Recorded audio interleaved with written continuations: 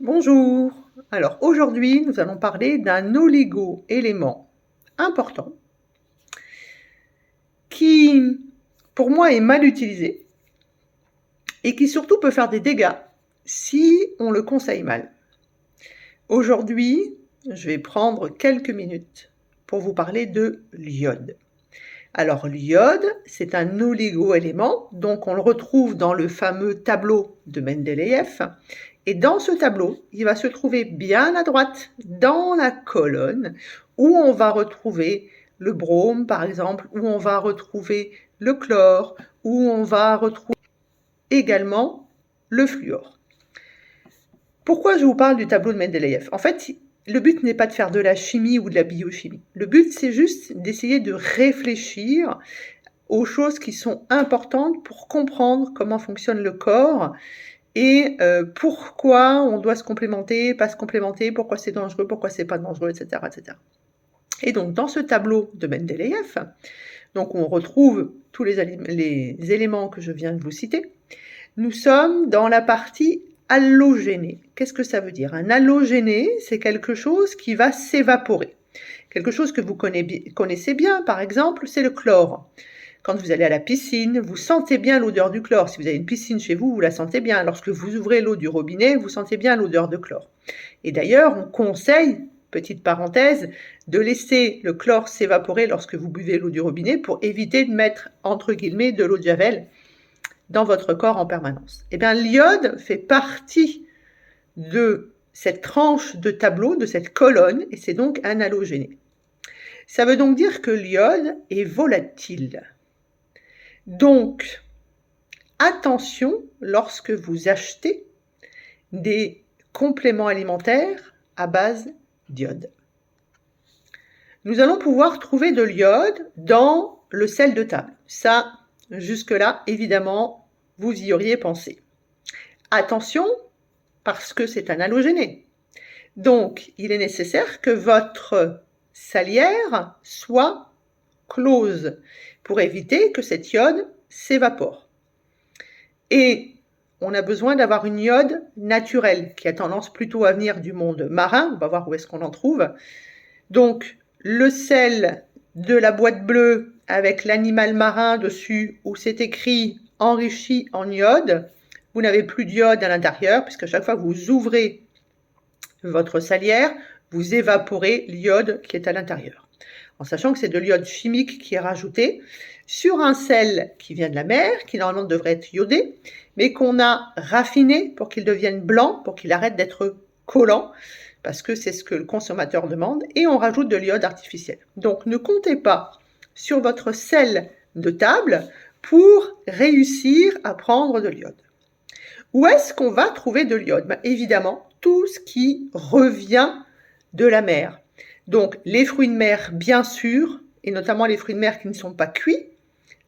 N'oubliez pas que l'iode est un halogéné. Donc si vous vous dites, je mange, je ne sais pas moi, prendre des huîtres chaudes par exemple, je mange des moules, tout ça, ça a été cuit, vous n'aurez plus d'iode. Donc faites-vous de temps en temps un excellent plateau de fruits de mer. Je sais, ça coûte un petit peu cher. Vous faites ça de temps en temps et vous aurez l'arrivée d'iode dans votre corps. Donc, on en a dans le sel marin, on en a dans tout ce qui vient de la mer, donc le poisson évidemment, les algues aussi, je ne sais pas si vous mangez des algues, mais dans les algues, on a également de l'iode. On en a également dans les œufs, c'est très peu connu, mais on a de l'iode dans les œufs. On a aussi de l'iode dans le fromage, dans les produits laitiers de vache, et toujours pareil, s'ils sont crus. Voilà ce qui est important sur l'iode, c'est que vous pouvez en consommer plutôt facilement parce qu'on a des besoins qui sont environ de 150 microgrammes par jour. En gros, ça fait un besoin de 4 grammes sur une vie, c'est-à-dire, entre guillemets, une petite cuillère. Vous voyez, c'est rien du tout et pourtant c'est essentiel. Pourquoi je vous parle de l'iode aujourd'hui? Tout simplement parce que l'iode est un oligo-élément qui est essentiel pour notre ami la thyroïde. Lorsque l'on parle d'hormones thyroïdiennes, on parle de T4 ou de T3. Et le 4, c'est 4 atomes d'iode, ou le 3, c'est 3 atomes d'iode. Donc, si vous êtes en carence d'iode, à l'époque, on appelait ça le crétinisme qui arrivait dans les montagnes parce qu'on était très loin de la mer. D'ailleurs, ça me fait penser, si vous habitez près de la mer, allez marcher au bord de la mer. Puisque l'iode est volatile, vous allez récupérer des vapeurs d'iode, ça vous fera un apport d'iode. D'ailleurs, petite parenthèse, toutes les personnes qui ont eu une maladie dont on n'a pas le droit de dire le nom aujourd'hui, il s'avère que toutes les personnes qui vivaient au bord de mer étaient moins malades que celles qui vivaient dans les terres. Bien sûr qu'il y avait l'histoire du zinc, mais il n'y avait pas que l'histoire du zinc. Il y a aussi l'histoire de l'iode. Vous allez comprendre pourquoi, parce qu'après, je vais vous expliquer à quoi sert l'iode. Je ferme la parenthèse. Donc, on a besoin d'iode dans le corps, essentiellement pour faire des hormones thyroïdiennes. Les hormones thyroïdiennes, la glande thyroïde, je vous laisse revoir les anciennes vidéos, on est sur la croissance du corps humain.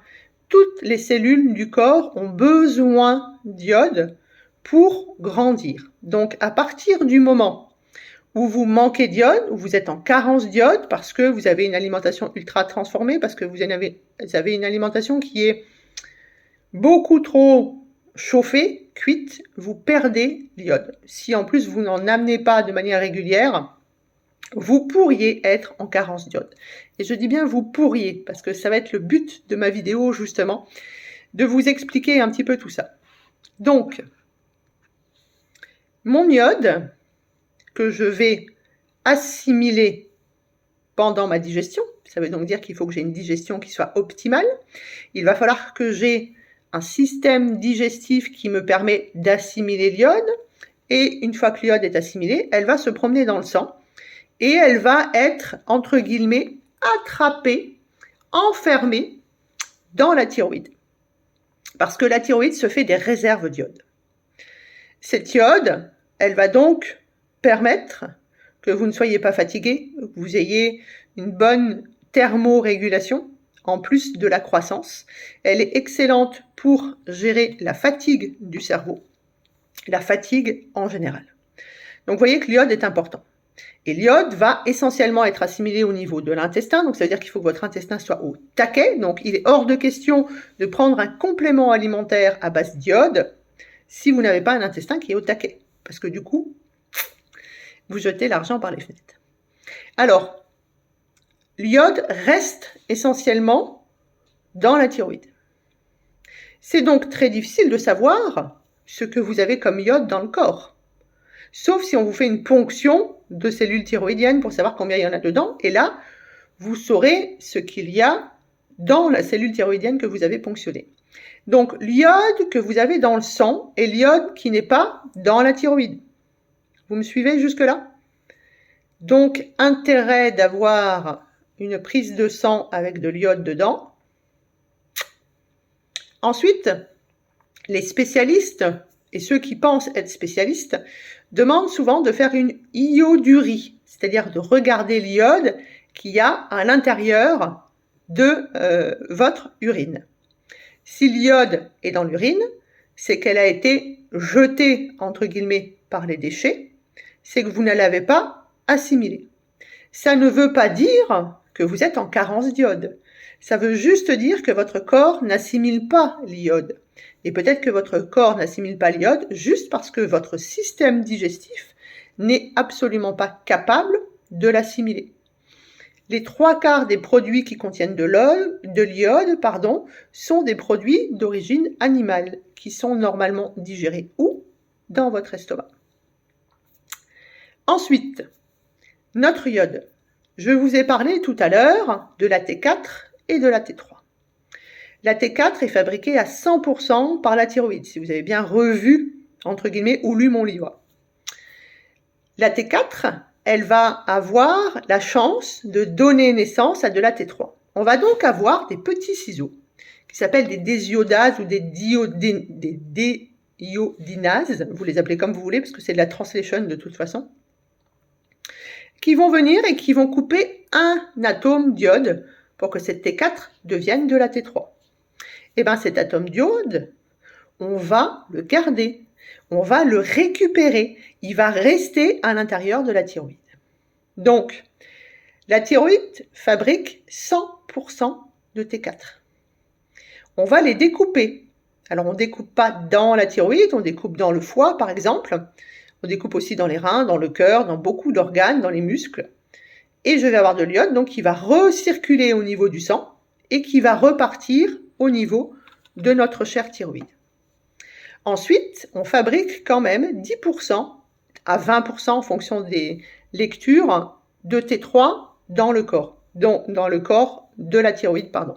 Donc, lorsque on passe de la T4 à la T3 dans la thyroïde, on récupère l'iode qui reste. Et nous avons à peu près 3 mois de réserve d'iode dans notre cellule thyroïdienne. Donc, pour manquer d'iode, il va falloir y aller vachement. Ça, c'est déjà ce que je voudrais que vous entendiez. Donc, en gros, ce que j'essaye de vous dire, c'est que pour manquer d'iode, il faut y aller quand même. Il faut y aller en se disant, je tire sur ma thyroïde, je tire sur ma thyroïde, je tire sur ma thyroïde. Mais si vous tirez sur votre thyroïde, vous demandez de fabriquer de plus en plus de T3, donc vous avez de l'iode qui se balade dans le corps. Voilà. Si vous fabriquez correctement de la T4, vous n'avez aucune raison d'être carencé en iode. Votre fatigue, elle vient du fait que vous avez un métabolisme qui ne se fait pas, donc vous ne rentrez pas d'énergie dans le corps. Ce n'est pas forcément lié à une carence d'iode, et l'iode que vous avez dans le sang ou l'iode que vous avez dans les urines n'a aucune signification sur votre carence en iode. Ça, c'est la première des choses. Ensuite, beaucoup de personnes conseillent, à mon avis, à tort, et c'est quand même ce qui est écrit dans plus de 500 publications sur PubMed, que lorsque l'on conseille de l'iode seul, on fait une erreur fondamentale. L'iode est quelque chose qui va s'oxyder. Je vais vous expliquer pourquoi. Lorsque l'iode est dans le sang et qu'elle doit rentrer dans la cellule thyroïdienne, elle a besoin de plusieurs facteurs. Cette iode ensuite est inactivée, entre guillemets. Et pour qu'elle puisse, entre guillemets, s'accoupler avec le T, vous voyez, T4, T3, pour que l'iode puisse se mettre avec la tyrosine, qui au départ s'appelle d'ailleurs de la thyroglobuline, qui est une protéine qui sera après découpée pour devenir de la tyrosine, eh bien cette iode, il faut qu'elle soit activée. Il va y avoir une oxydation, il va y avoir du stress oxydatif. C'est un fonctionnement normal de la thyroïde, pour que l'iode puisse se mettre en action avec le fameux T de la tyrosine ou de la thyroglobuline, si vous voulez être plus spécifique, eh bien il va falloir qu'elle soit oxydée. Et si l'iode est oxydé, on a donc du stress oxydatif, on a de l'oxydation dans le corps. Normalement, on prend une réserve d'antioxydants, et l'antioxydant par excellence de l'iode, c'est le sélénium, et dans ces cas-là, l'oxydation est close et terminée dans le sein de la thyroïde. Aujourd'hui, les gens mal formés, et malheureusement il y en a de plus en plus, même sur les réseaux sociaux, vont vous donner de l'iode tout seul. Et donc vont accroître l'oxydation au sein des thyréocytes, c'est-à-dire de la cellule de la thyroïde. Et plus vous mettez d'oxydation dans la cellule, moins la cellule marche correctement. Donc, plus vous donnez de l'iode, plus vous avez des soucis au niveau de l'oxydation dans votre thyroïde. Et une thyroïde qui est oxydée, c'est une thyroïde qui marche mal.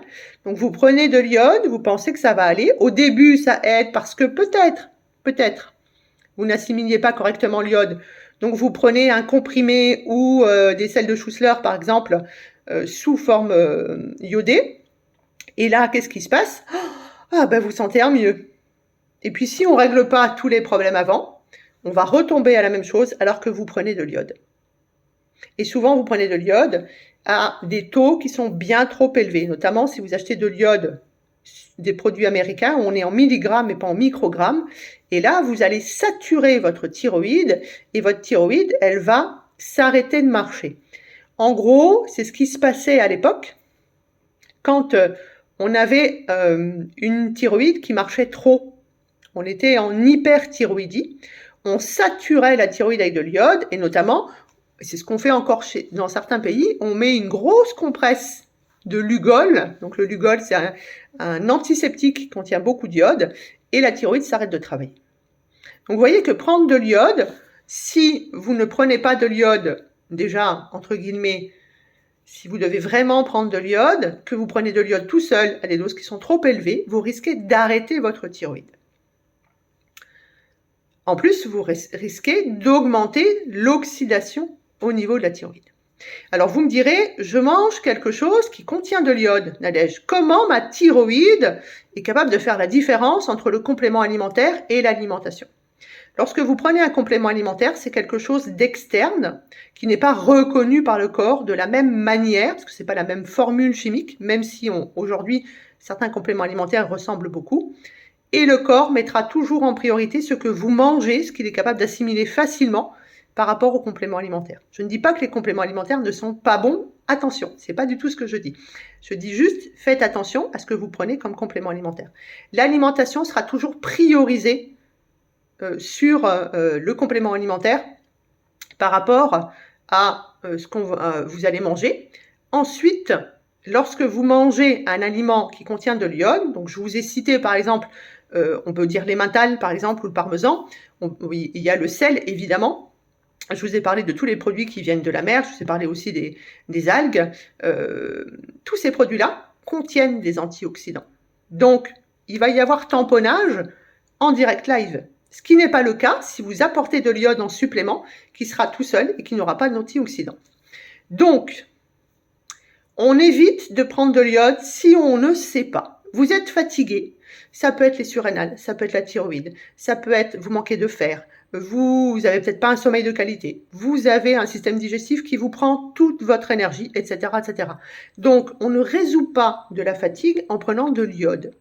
Et surtout, on ne prend pas de l'iode sans prendre automatiquement au moins du sélénium avec.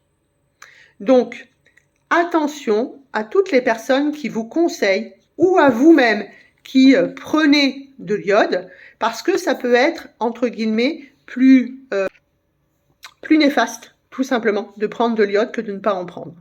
Allez plutôt chercher la cause du pourquoi vous êtes fatigué, peut-être pourquoi vous êtes carencé, pourquoi vous avez un goitre, pourquoi vous avez un myxœdème, pourquoi vous avez des problèmes immunitaires.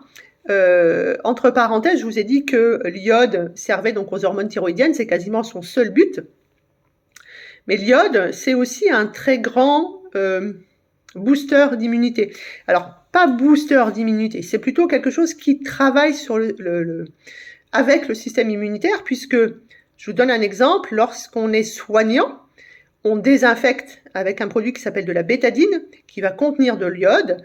À l'époque, on utilisait d'ailleurs de la teinture d'iode, ou on utilisait du Lugol encore aujourd'hui. Tout ça, ça contient de l'iode et c'est un antiseptique naturel.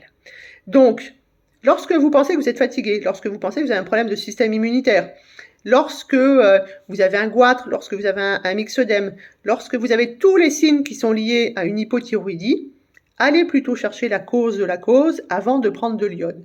C'est plus dangereux de prendre de l'iode mal, entre guillemets, réglé et pas associé à du sélénium que de ne pas en prendre du tout. Mettre de l'oxydation dans votre thyroïde est plus dangereux qu'être en hypothyroïdie. Une hypothyroïdie, ça se règle très bien lorsque l'on va chercher la cause. Pourquoi je suis en hypothyroïdie ? Est-ce que j'ai une résistance à l'insuline? Est-ce que j'ai une hyperoestrogénie? Est-ce que j'ai une hypersurrénale qui a décidé de passer le relais à la thyroïde? Qu'est-ce qui se passe exactement qui fait que ma thyroïde s'est mise en vrac, plutôt que de prendre bêtement de l'iode, qui n'est pas toujours de bonne qualité, qui risque, entre guillemets, de s'évaporer, puisque vous avez compris que c'est un halogéné. Donc, faites attention avec vous-même, cher thérapeute, les prescriptions, les conseils d'iode.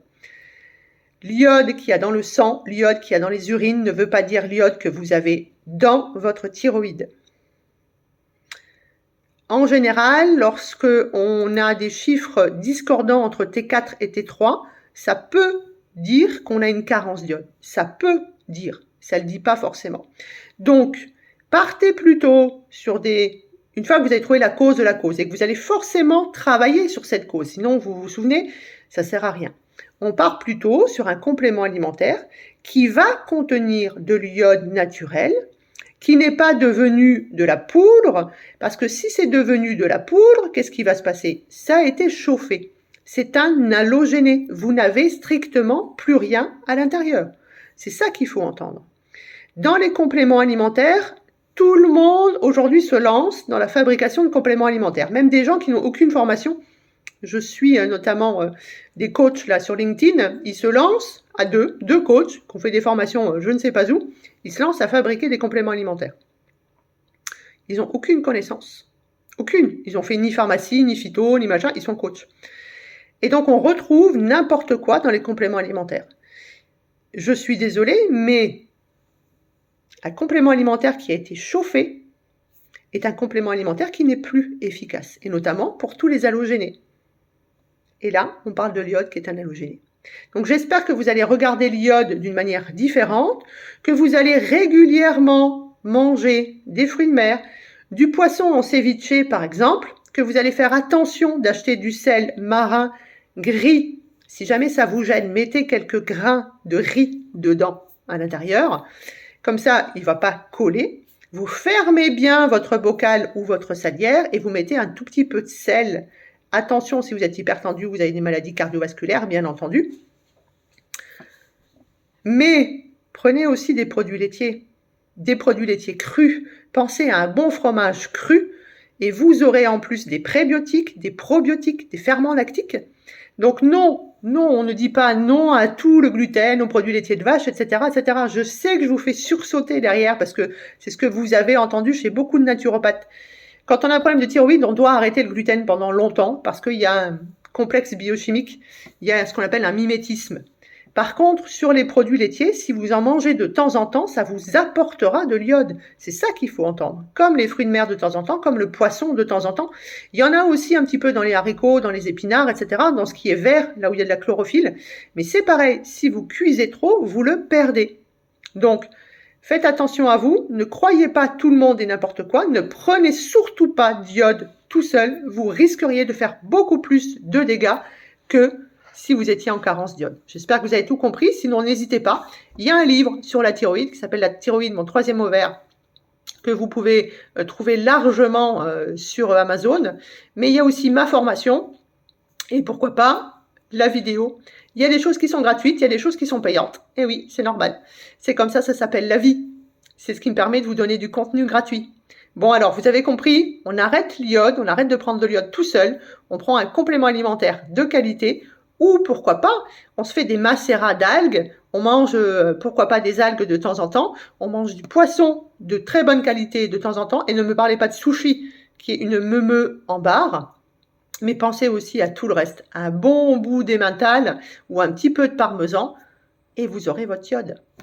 À bientôt!